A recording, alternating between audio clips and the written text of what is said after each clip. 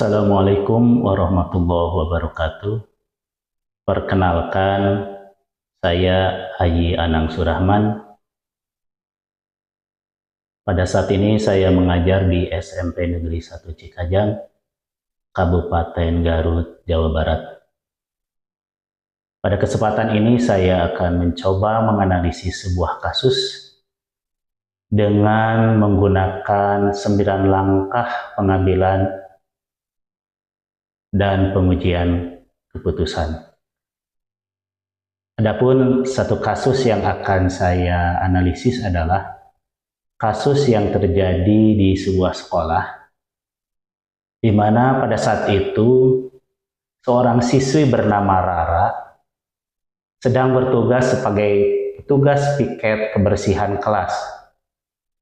Pada saat sedang merapikan ruangan, ia menemukan sebuah dompet berisi uang di bawah kursi perpustakaan. Tanpa berpikir panjang, Rara mengambil dompet tersebut dan menyimpannya di dalam tasnya. Karena menganggap itu adalah sebuah rezeki nomplok buat Rara, dan karena tidak ada orang yang melihatnya. Beberapa saat kemudian, terdengar pengumuman dari Ibu Sri sebagai guru pustakawan bahwa seorang siswi bernama Nina telah kehilangan dompetnya yang berisi uang saat membaca buku di perpustakaan. Tari yang kebetulan berada di tempat di perpustakaan tersebut sejak awal melihat dengan jelas bahwa Rara mengambil dompet tersebut dan memasukkannya ke dalam tas.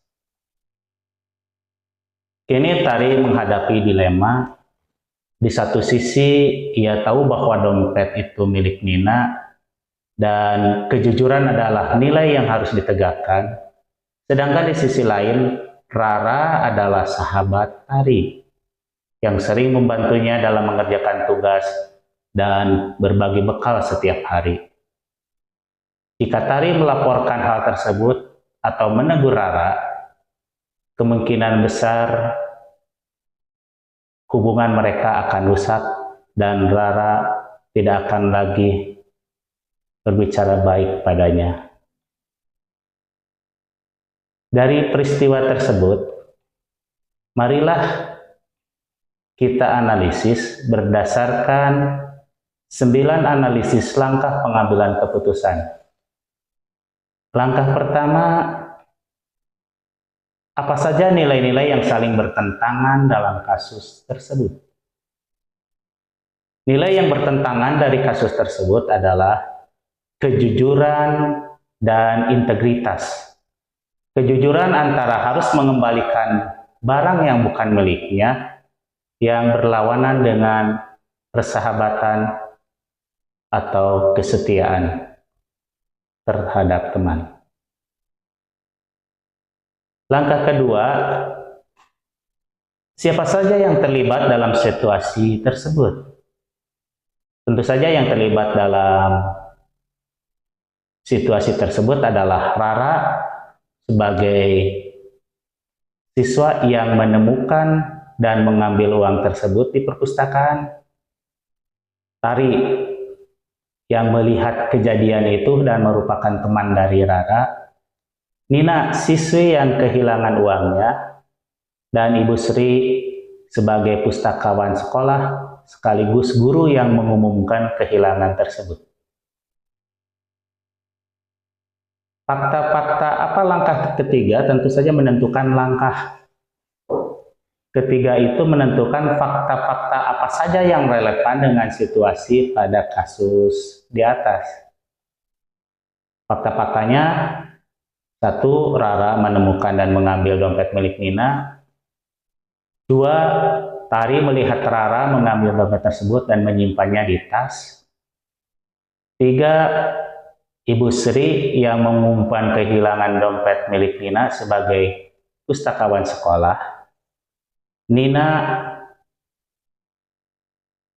adalah siswa dari kelas lain yang kehilangan uangnya di perpustakaan, dan Rara, Tari adalah dua sahabat dekat.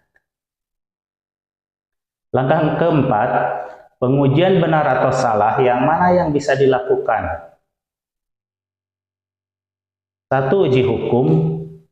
Apakah kondisi tersebut melanggar hukum? Ketika Rara mengambil dompet Nina, bisa dikategorikan sebagai pencurian, dan tentu saja itu melanggar hukum. Yang kedua, uji regulasi. Apakah tindakan yang dilakukan oleh Rara itu sesuai dengan aturan? Tentu saja tindakan yang dilakukan oleh Rara tidak mengikuti aturan sekolah yang telah dibuat, bahwa sekolah telah menggariskan seluruh siswa harus memiliki sifat jujur dan bertanggung jawab. Langkah kelima, pengujian paradigma benar lawan benar, yang mana yang bisa dilakukan.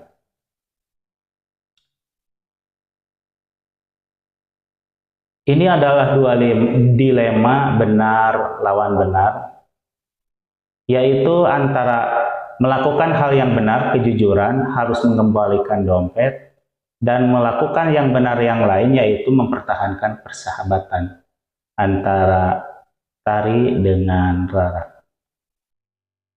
Langkah keenam, prinsip resolusi yang mana yang bisa dilakukan. Tentu saja prinsip yang bisa dilakukan adalah prinsip keadilan, yaitu Rara harus mengembalikan dompet dan uangnya tersebut kepada pemiliknya, yaitu Nina. Langkah ketujuh, adakah opsi lain yang lebih kreatif, adil, dan bijak yang bisa dilakukan? Tentu saja ada. Langkah kreatif, adil, dan bijak yang bisa dilakukan oleh Tari, misalnya sebaiknya Tari berbicara dulu secara empat mata untuk berusaha mengingatkan Rara untuk mendorong Rara mengembalikan dompet yang berisi uang milik Nina langsung kepada Nina, atau mengembalikannya melalui Bu Sri sebagai pustakawan sekolah, sehingga tidak perlu lagi Tari langsung melaporkan kejadian itu kepada pihak sekolah atau apalagi menceritakannya kepada teman-temannya. Langkah ke-8, apa keputusan akhir yang Ibu Bapak ambil sesuai dengan analisis kasus tersebut? Keputusan akhirnya adalah Rara secara pribadi atau lewat perantara Bu Sri atau lewat perantara Tari mengembalikan uang milik Nina tersebut sebelum situasi semakin memburuk. Langkah ke-9, pelajaran apa yang Ibu atau Bapak dapatkan dari pengambilan keputusan tersebut, dan bagaimana pelajaran tersebut dapat memperbaiki pengambilan keputusan Ibu Bapak di kemudian hari. Pelajarannya adalah begitu pentingnya sebuah kejujuran dalam kehidupan sehari-hari, walaupun dalam situasi sulit yang dapat menimbulkan potensi konflik. Karena dengan kejujuran dapat dibangun integritas dan kredibilitas individu dan kelompok. Kejujuran juga dapat meningkatkan kepercayaan orang lain kepada individu atau kelompok tersebut. Demikianlah analisis 9 langkah pengambilan keputusan yang telah saya lakukan dalam menghadapi satu buah kasus yang terjadi di sebuah sekolah. Terima kasih, mohon maaf segala kekurangannya. Assalamualaikum warahmatullahi wabarakatuh.